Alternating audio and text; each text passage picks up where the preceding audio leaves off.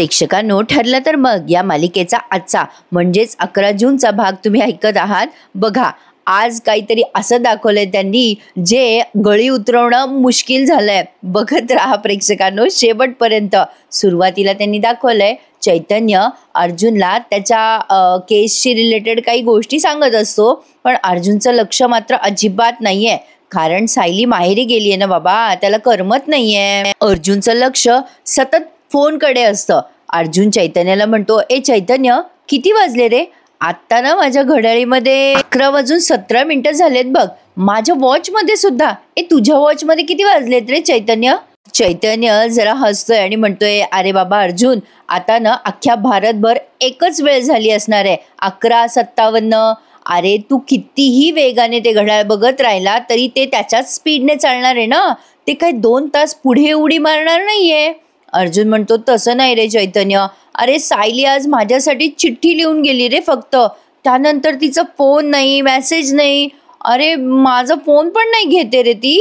आता चैतन्य हसून म्हणतो, अरे तूच म्हणालास ना मगाशी कुसुमताईकडे गेलीये सायली. अरे मग रमली असेल रे तिकडे, एवढं काय त्यात. प्रेक्षकांनो, एका मागोमाग एक सीन दाखवलेत नेहमीप्रमाणे. तर बघा, इकडे मैपत दामिनीला स्पष्टीकरण देत असतो, कारण तो तिच्याशी खोटं बोललाय ना. मैपत म्हणतो, अहो मॅडम, वर्षभरापूर्वी त्या हरीशचा मर्डर केला मी. आता सांगितलं त्या पिंट्याला, तूच हरीश म्हणून मेसेज करत राहा. मला काय माहिती उद्या उठून तुम्हीच मला त्या हरीशचं मडवकर सांगणार आहे तर. आता दामिनी चिडून म्हणते, तुम्हाला प्लॅनिंग करताना सांगता येत नव्हतं का मैपत शिखरे? नाही, आता ना तुम्ही तुमची पोरगी जेलमध्ये जाण, राहा तिथे जाता. दामिनी मैपतला वैतागलेली असते लिटरली. मैपत म्हणतो, हा राहिलं मॅडम, तेवढं सांगायचं राहिलं. आता मैपतने तोंड बारीक केलेलं असतं. आता ही दामिनी चिडून म्हणते, राहिलं? खरंच राहिलं? मला खरंच सांगा शिखरे, तुम्हाला हाऊस आहे का हो स्वतःला आणि स्वतःच्या मुलीला घेऊन जेलमध्ये जाण्याची? आहे का हाऊस? आहे हाऊस तुम्हाला? जायचंय तुम्हाला जेलमध्ये? आता मैपत हात जोडतो आणि म्हणतो, नाही हो बाई, आओ मी हात जोडतो. पाहिजे तर तुम्हाला आणखीन फीस वाढून देतो बाई, पण हे प्रकरण निस्तरा हो बाई, प्लीज निस्तरा. पण आता दामिनी चिडून म्हणते, तुम्ही ना तुमचे पैसे तुमच्या खिशातच ठेवा शिखरे. हे बघा, कितीही पैसे ओतलेत ना तरी तुमच्यासाठी मी माझं रेप्युटेशन खराब करणार नाहीये शिखरे. आता मात्र मैपत दामिनीच्या समोर येतो आणि म्हणतो, हे बघा ओ बाई, असं नका करू हो, मी पाहिजे तर तुमच्या पाया पडतो, हात जोडतो. हे पा, आता तुम्ही दिलेली NOC आहे ना, आता ती फाडून टाकतो पा. आता दामिनी त्याच्या हातातनं ती NOCचं लेटर घेते आणि म्हणते, औ चल तिथं बसा, समोर बसा, चला जा तिकडे. आता मैपत तिथे समोर खुर्चीवर बसलाय. पुन्हा म्हणतो मैपत, असं नका करू बाई.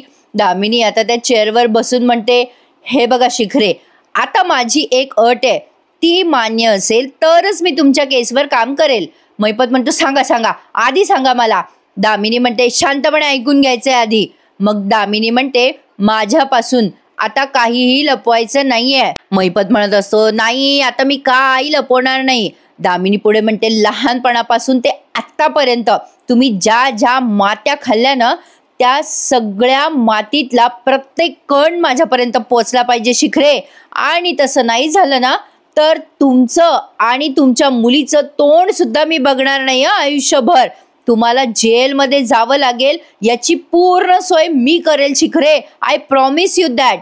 मैपत म्हणतो, नाही मॅडम, मी सांगतो ना तुम्हाला. मैपत म्हणतो, नाही, माझ्या आईनं ना मला झोळीत टाकल्यापासून ते आत्तापर्यंत तुमच्यापर्यंत मी सगळं पोहोचवणार बाई, सगळं पोहोचवणार. पण ते केस नका सोडू हो आपली. आता ही दामिनी चष्मा घालून म्हणते, झालं. मग मैपत तिच्या तोंडाकडेच बघत राहतो. दामिनी म्हणते, काय पाहताय तोंडाकडे? अहो जा ना आता.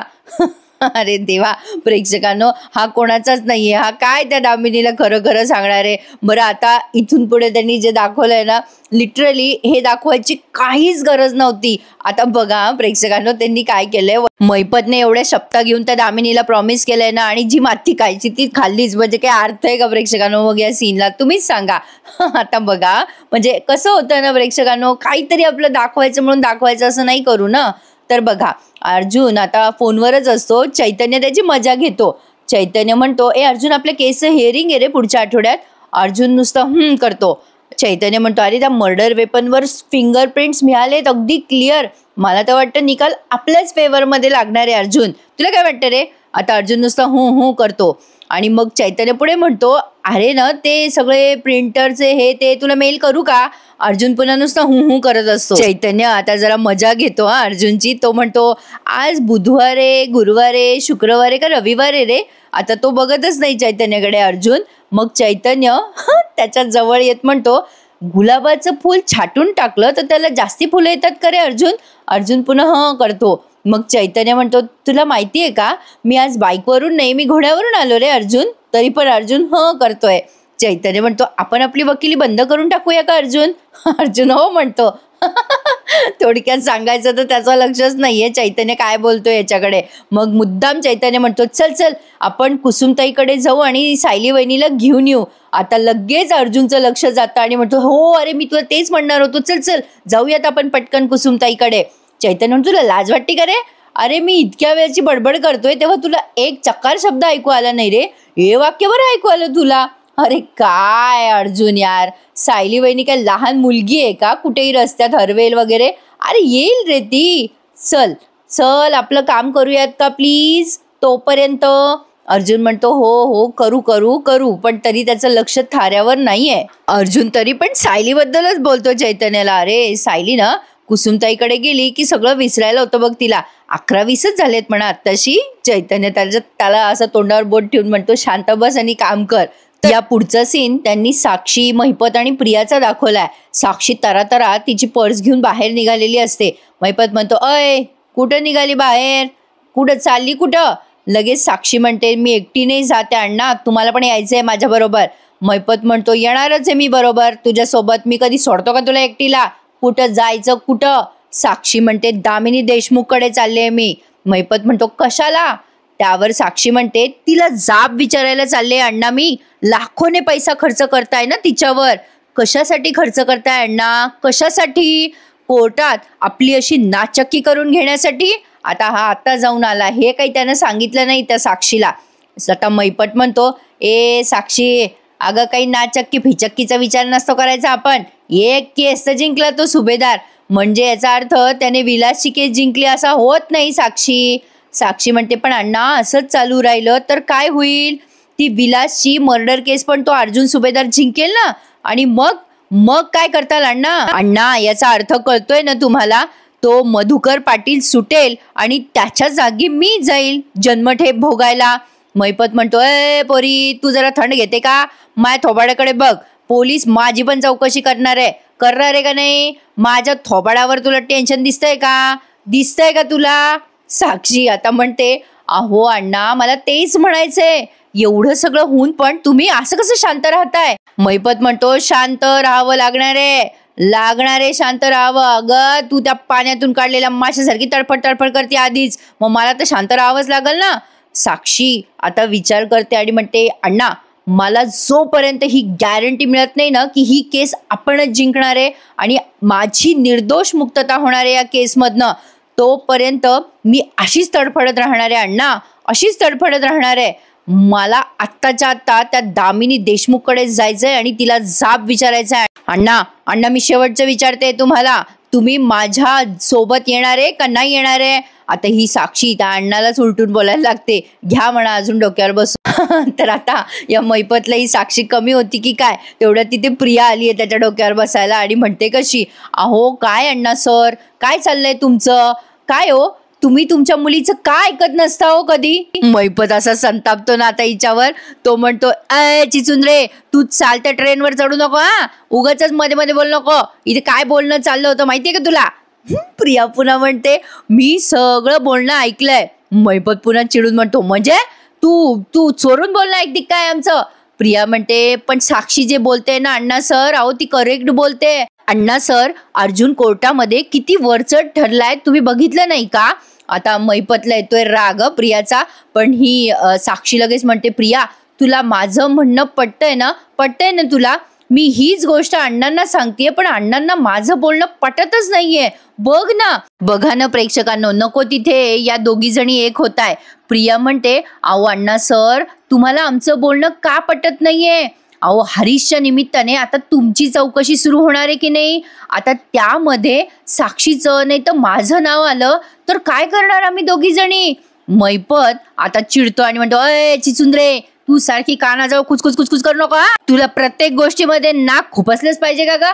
प्रिया आता उलटून बोलत म्हणते त्याला, म्हणजे उद्धट सारखी बोलते, मी बोलणार, मी बोलणार म्हणजे काय, सगळ्या गोष्टींचा थेट माझ्याशी संबंध येतो, त्यामुळे मी बोलणार. अण्णा सर, तुम्ही माझं बोलणं असं उडवून लावू नका. मैपत चिडून म्हणतो, अय अय ए, तुला उडवायला शब्दांची गरज नाही मला, तुला बंदुकीच्या गोळीने उडवाल मी. मैपतने असं बोलल्या लगेच प्रिया म्हणते, मग आता तेच करा, फक्त मला नका उडवू, अशा एका व्यक्तीला उडवा ज्याच्यामुळे अर्जुन एकदम डिस्टर्ब होऊन जाईल. मग कसली केस आणि कसलं काय.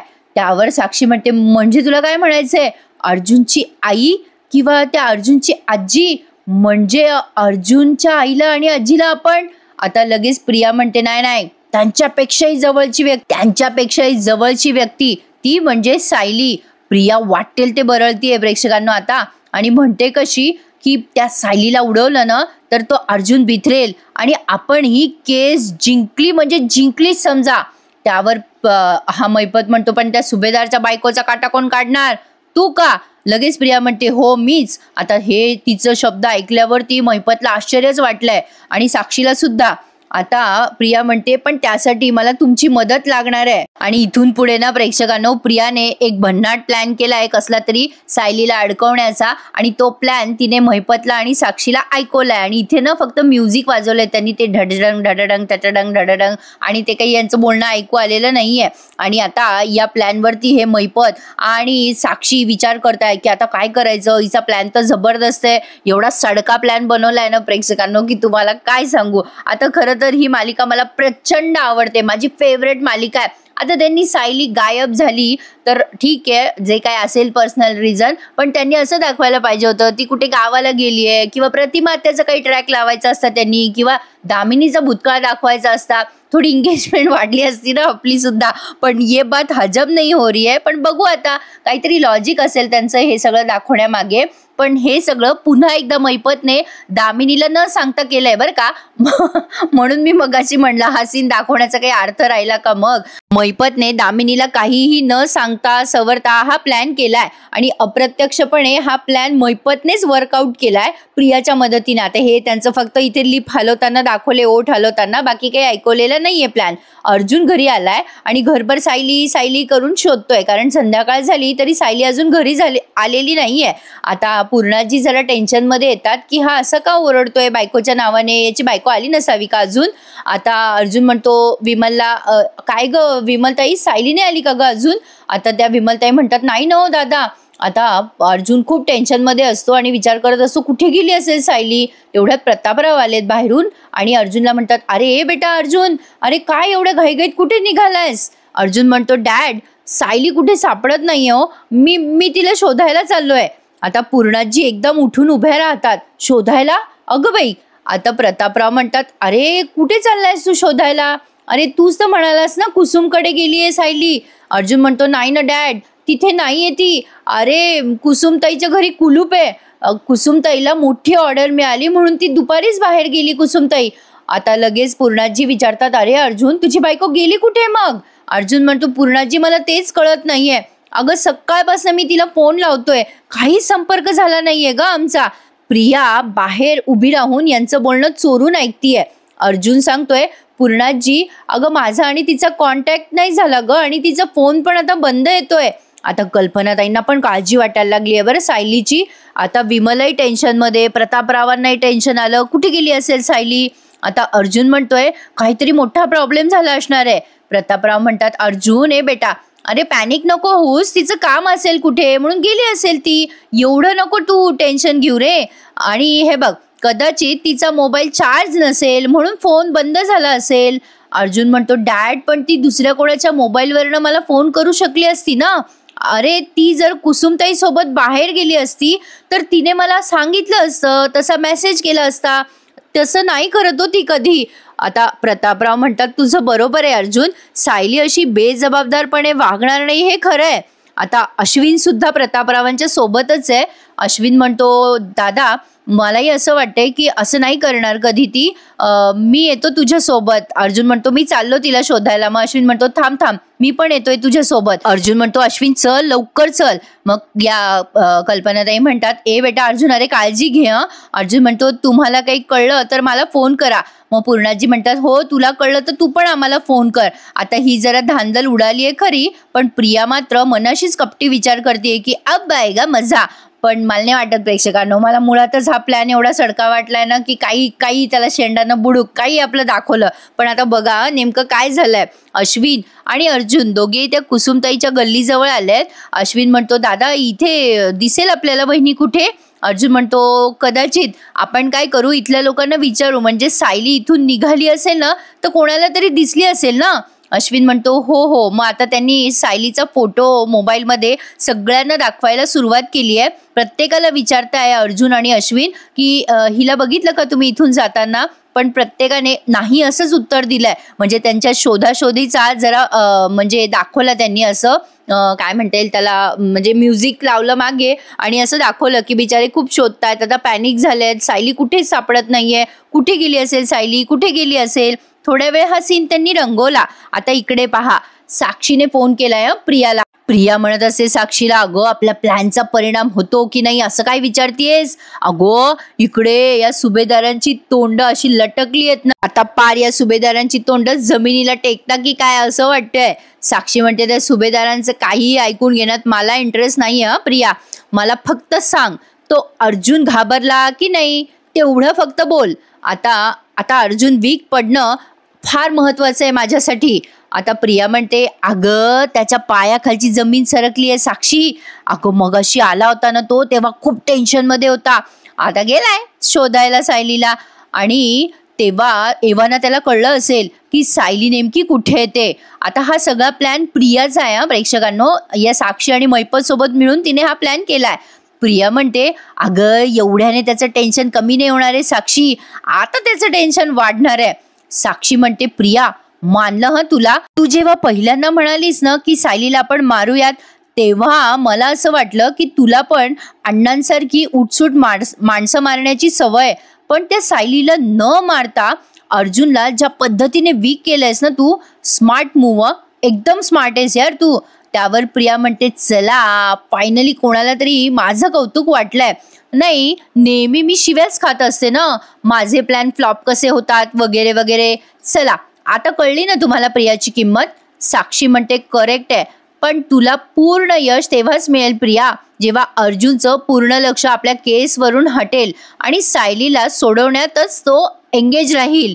प्रिया म्हणते अगं असंच होणार आहे, असंच होणार आहे साक्षी. अगं ती सायली म्हणजे अर्जुनचा श्वास आहे श्वास. आपण तो श्वास काढून घेतलाय, आता त्या अर्जुनला ऑक्सिजन लावावं लागणार आहे कन्फर्म. आता ती ही ही ही ही ही करून हसायला लागते फोनवर आणि तेवढ्यात कल्पनाताई येतात मागून आणि त्या चिडतात बरं का, पण त्यांना चिडता पण धड येत नाही. सो आता काय झालंय प्रेक्षकांनो, यांना असं वाटतंय की असले काहीतरी फालतू प्लॅन केले तर अर्जुन त्यातच एंगेज राहील वगैरे वगैरे. म्हणजे सायलीला न मारता त्यांनी सायलीला जेलमध्ये टाकून दिलाय. आता तेवढ्यात त्या कल्पनाताई येतात तिथे आणि प्रियावर ओरडतात आणि म्हणतात काय ग तन्वी काय करतेस. आता लगेच प्रिया म्हणते अगं हा वैदेही ठेवते हा फोन ठेवते, नंतर करते मी, हो सगळ्या डिझाईन पाठवते हा तुला. आता फोन कट करते प्रिया, असं दाखवते जसं की एखाद्या मैत्रिणीशी बोलतीये आणि मग फोन कट करून म्हणते हा अगं आई बोल. आता कल्पनाताई म्हणतात काय ग तन्वी मैत्रिणीशी बोलत होतीस का. प्रिया म्हणते हो हो जरा कॉलेजच्या कामाबद्दल बोलत होते. कल्पनाताई म्हणतात ठीक आहे ग ते सगळं, पण सध्या आपल्या घरात काय परिस्थिती आहे ते कळत नाहीये का तुला, आणि अशा परिस्थितीत तू एवढ्या मोठ्याने हसतीये, बरं दिसतंय का ग हे सगळं तन्वी. त्यावरती प्रिया त्यांच्याशी उद्धटपणे बोलते हसण्यासारखं काही घडलेलं नाहीये काही. अहो त्यात काय एवढी काळजी करताय, सायली नेहमीप्रमाणे कुठेतरी गेली असेल भटकायला, येईल ना ती परत. लगेच कल्पनाताई म्हणतात हे बघ तन्वी, त्या मुलीशी असलेलं कुठलंही नातं मी मानत नाही हे खरंय, पण हेही खरंय की ती मुलगी असं कधीच वागणार नाही. आणि अर्जुनचं आणि तिचं सकाळपासून बोलणं झालेलं नाहीये तन्वी. अगं तुला कळत नाहीये का, याचा अर्थ काहीतरी प्रॉब्लेम आहे. आता कल्पनाताई सायलीची बाजू घेताय म्हणून हिला कसं तरी होतं बरं का. कल्पनाताई म्हणतात असं असताना मी तरी माझ्या मैत्रिणीशी हसत खेळत बोलले नसते ग अशी फोनवर. अगं थोडीशी माणुसकी तर पाहिजे ना. प्रिया लगेच म्हणते, हो आहे आई, माझ्यातही माणुसकी आहे, पण सायलीमुळे आपल्या घरात नवीन प्रॉब्लेम होत असतात नेहमीच. मग त्यामुळे मी काय माझं हसणं बंद करायचं का? मी फोनवर कोणाशी बोलायचं, कसं बोलायचं यावर पण आता काही नियम लागले जाणार आहेत का या घरामध्ये? कल्पनाताई म्हणतात, अगं मी तुला असं कुठे बोलले पण? लगेच तन्वी म्हणते, सॉरी सॉरी, मी जरा स्पष्टच बोलते हां आई. ज्या मुलीला तू तुझी सूनही मानत नाहीस, तिची इतकी काळजी करतेस ना, आणि जी सून तुझ्यासाठी इतकं करते, तुला तुला तिच्या हसण्याबद्दल जाब विचारावासा वाटतोय? आता कल्पनाताई लगेच तत्पप करायला लागतात. त्यांना बोलता येत नव्हतं का, तू काय करते माझ्यासाठी? जे करते ते सायलीच करते. इथे त्यांनी तिला सडेतोड उत्तर द्यायला हवं होतं. कल्पनाताई म्हणायला जातात, अगं मी तुला एवढंच बोलते की. लगेच प्रिया म्हणते, राहू दे राहू दे आई राहू दे, आणि उद्धटसारखी बोलून तिथून निघून जाते. बापरे, पाहिलं ना प्रेक्षकांनो, हे असं होतं, खोट्याची बाजू घेतली की पदरात गोटाच मिळतो, तसं कल्पनाताईंचं झालंय. आता या सायलीच्या म्हणजे सायली नाहीये तेव्हा यांना पावलं पावली सायलीची जाणीव होणार आहे, हे तितकंच खरं आहे. आणि या प्रियाचं खरं रूप दिसणार आहे यांना. अर्जुन आणि अश्विन थकून गेलेत आता सायलीला शोधून शोधून. आता अश्विनलाही टेन्शन आलंय. तो म्हणतो, दादा आता काय करायचं रे? अर्जुन म्हणतो, मलाही सुचत नाहीये रे, आता कुठे शोधायचं सायलीला? तेवढ्यात अर्जुनला एक फोन आलाय, त्यामुळे त्याच्या पायाखालची जमीन सरकली आहे. तो आता फक्त ते बोलणं ऐकून घेतो आणि पिवळा पांढरा पडतो. अश्विन म्हणतो, दादा काय काय झालं? अरे कोणाचा फोन आला? अर्जुन म्हणतो, अरे अश्विन, सायलीला अटक झाली रे. अश्विन म्हणतो, काय? सायलीला अटक झाली? अरे कशासाठी? अर्जुन म्हणतो, नाही रे, ते काही कळलं नाही मला, ती जेलमध्ये, एवढंच कळलंय मला. हे बघ अश्विन, मी ना पोलीस स्टेशनमध्ये चाललोय आणि मी आधी चैतन्याला फोन करतो. अश्विन म्हणतो, दादा चल, मी पण येतो तुझ्या बरोबर. अर्जुन म्हणतो, नाही नाही अश्विन, तू एक काम कर, तू घरी जा, आणि घरी ना सगळे पॅनिक होतील, त्यांना मेसेज दे की टेन्शन घेऊ नका, मी सायलीला सुखरूप सोडवून आणेल. आता अर्जुन आणि अश्विन प्रचंड टेन्शनमध्ये दाखवले आहेत आणि एपिसोड इथे संपवलाय. प्रेक्षकांनो, एवढं फुलिश कारण दाखवलंय ना त्या सायलीला अटक करण्याचं की काय सांगू. आता बघा हां, इथे हा एपिसोड संपलाय. पुढच्या प्रोमोत आपण बघतोय पोलीस अर्जुनला सांगतायत की तुमच्या बायकोवर खूप गंभीर गुन्हा आहे आणि सिक्युरिटी कन्सर्नसाठी त्यांना वेगळ्या सेलमध्ये ठेवलंय. अर्जुन म्हणतो, काय? अहो असं काय केलंय माझ्या बायकोने आणि कोणते चार्जेस लावलेत तुम्ही तिच्यावर? पोलीस म्हणतात, तुमची बायको एका लहान मुलांना पळून नेताना पकडली गेली आहे, चाइल्ड अब्यूजचा गुन्हा आहे त्यांच्यावर.